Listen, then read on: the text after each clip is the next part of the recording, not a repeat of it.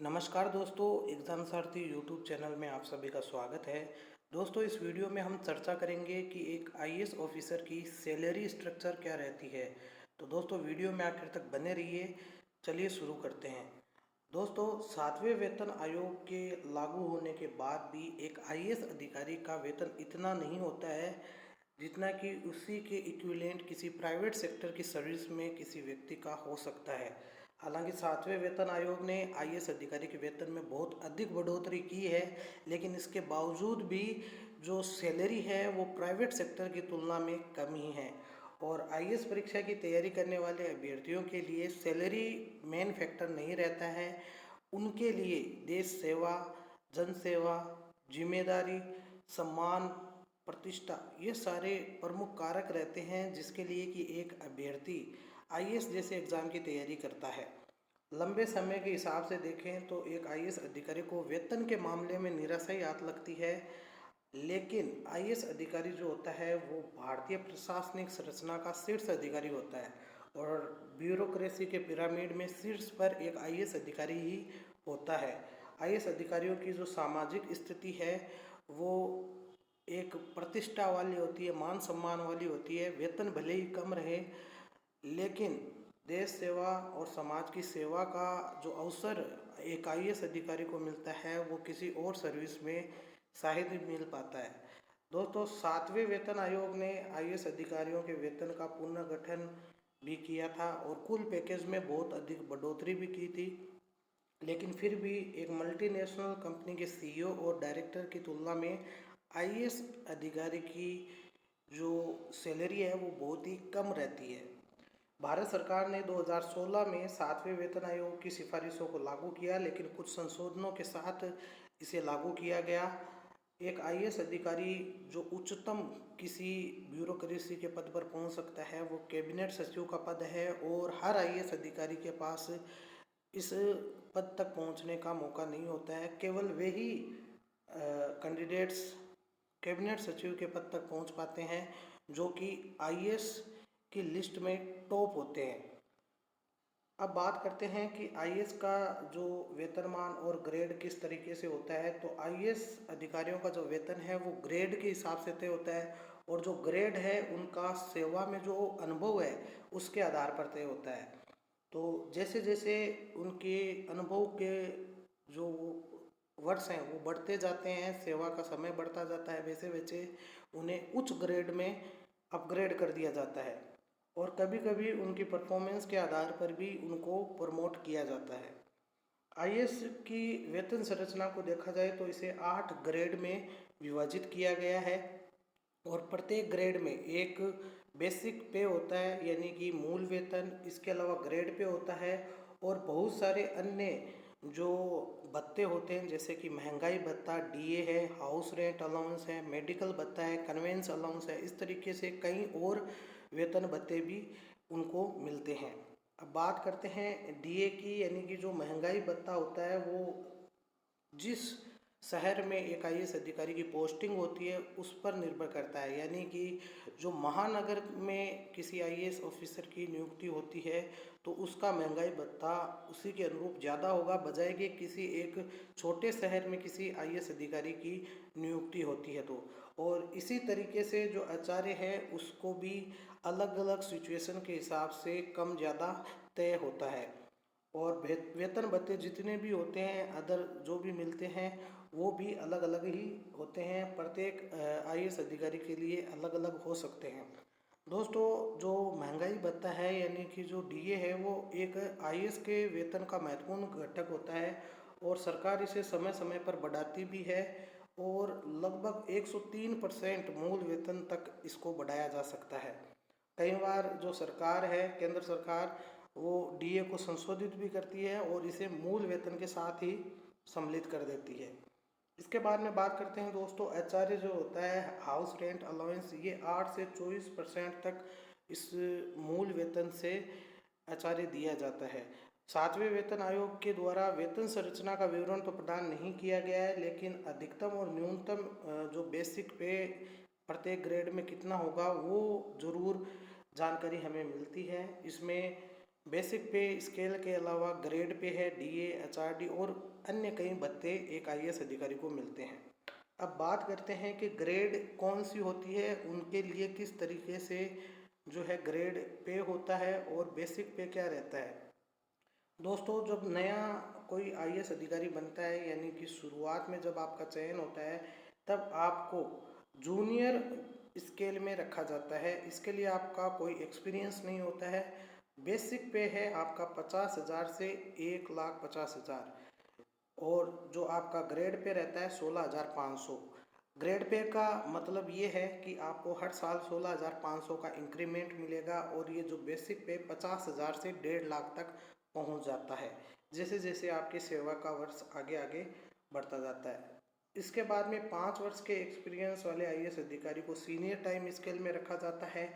इसका बेसिक पे 50,000 से 1.5 लाख रहता है, यानी कि 5 वर्ष बाद आपका बेसिक पे तो ये रहता है, लेकिन जो इंक्रीमेंट है ग्रेड पे वो 20,000 पर ईयर के हिसाब से बढ़ता जाता है। और अन्य जो वेतन भत्ते हैं जैसे कि डीए, एचआरए, वो भी आपकी ग्रेड के हिसाब से, आपकी नियुक्ति की जगह के हिसाब से बढ़ते जाते हैं।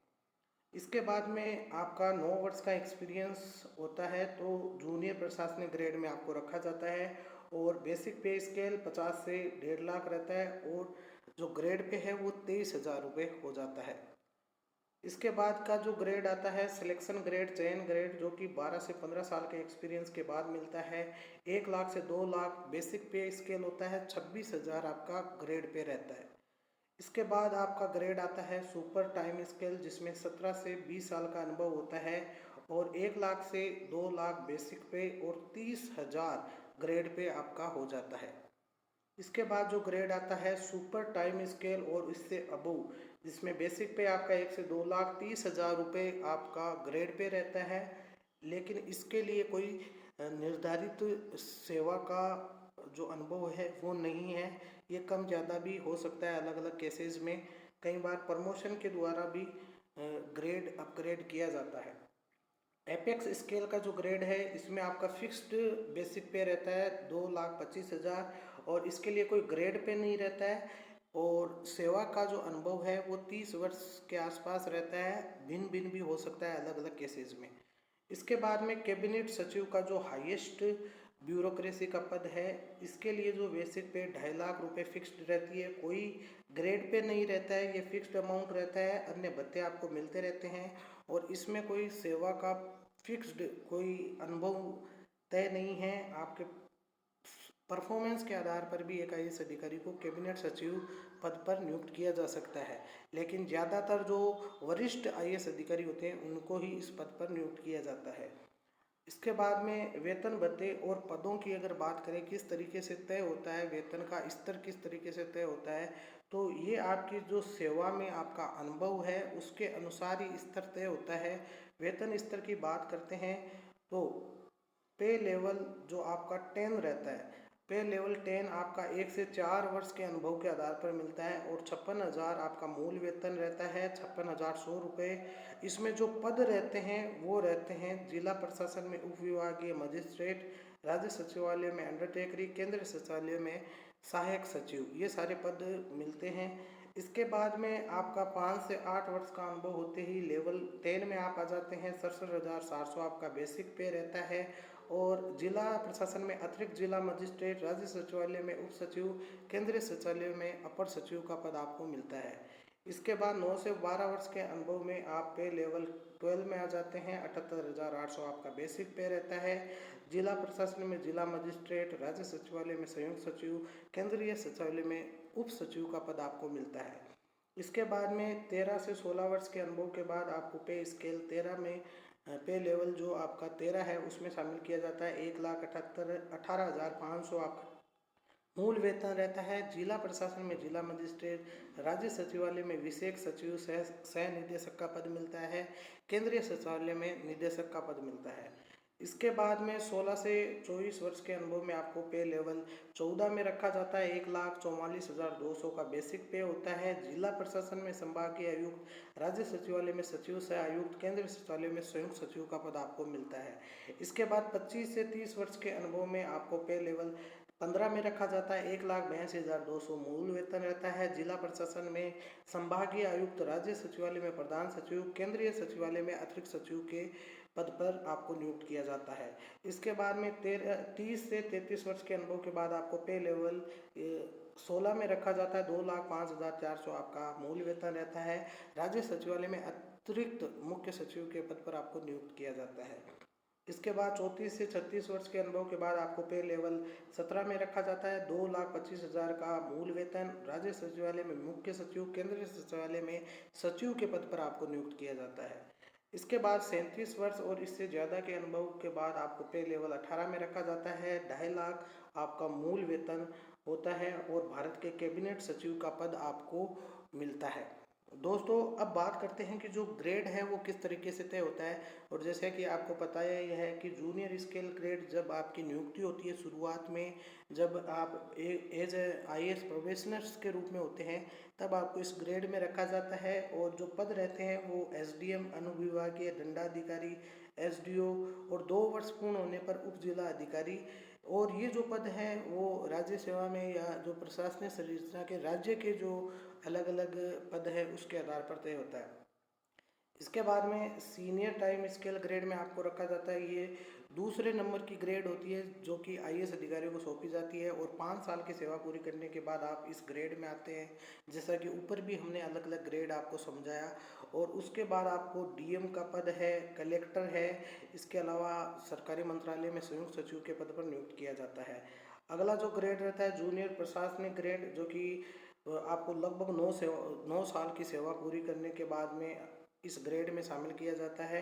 भारत के विशेष सचिव, भारत सरकार के और राज्य सरकार में विभिन्न सरकारी विभागों के प्रमुख के रूप में आपको नियुक्त किया जाता है। इसके बाद आता है सिलेक्शन ग्रेड।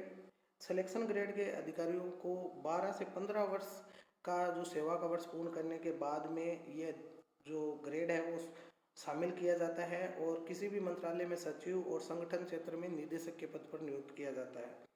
इसके बाद में सुपर टाइम स्केल, जैसा कि आपको हमने बताया, 17 से 20 वर्ष के अनुभव के बाद इस ग्रेड में आपको जो है शामिल किया जाता है। अधिकारी नियमित रूप से अगर पोस्टिंग का पालन नहीं करते हैं, क्योंकि जो पोस्टिंग है वो राज्य सरकारों की इच्छा पर निर्भर करती है, अलग अलग राज्य के हिसाब से। और राज्य केडर की ताकत भी यहाँ पर अपनी भूमिका निभाता है।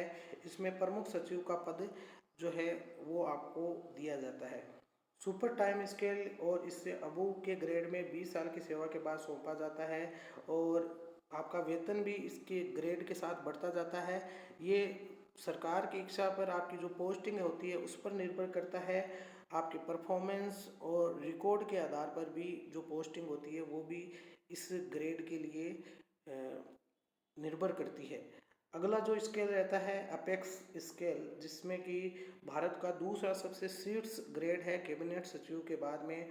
और जो भी IAS अधिकारी हैं अपनी जो पिछली पोस्टिंग होती है उसमें जो सफलता हासिल करते हैं उसके बाद ही इस ग्रेड में आपको रखा जाता है। ये भी कई बार सरकार की इच्छा पर या यूँ कह सकते हैं आपके परफॉर्मेंस पर निर्भर करता है। राज्यों के मुख्य सचिव इसमें पद मिलते हैं। इसके अलावा भारत सरकार के जो विभिन्न मंत्रालय उनमें प्रभारी केंद्रीय सचिव, गृह सचिव, वित्त सचिव के पद आपको मिलते हैं। इसके बाद में सबसे सर्वोच्च ग्रेड कैबिनेट सचिव का ग्रेड होता है, जो कि जो ब्यूरोक्रेसी का पिरामिड है इसमें सबसे शीर्ष पद है। और कैबिनेट सचिव भारत के शीर्ष अधिकारी को कहा जाता है। और इस पद के लिए IAS अधिकारी भारत के प्रधानमंत्री द्वारा चुना जाता है। और वह कार्मिक मंत्रालय से उन्हें प्रदान किए गए अधिकारियों की सूची में से भी चुन सकता है। IAS के वेतन में सबसे महत्वपूर्ण भागों में से ये है कि वेतन का निर्णय और निर्धारण भारत सरकार द्वारा किया जाता है, लेकिन इसका भुगतान राज्य के धन से किया जाता है। जिस राज्य को IAS अधिकारी सौंपा जाता है वह वेतन और अन्य लाभों का भुगतान करता है। तो इस चीज़ का भी आपको ध्यान रखना चाहिए।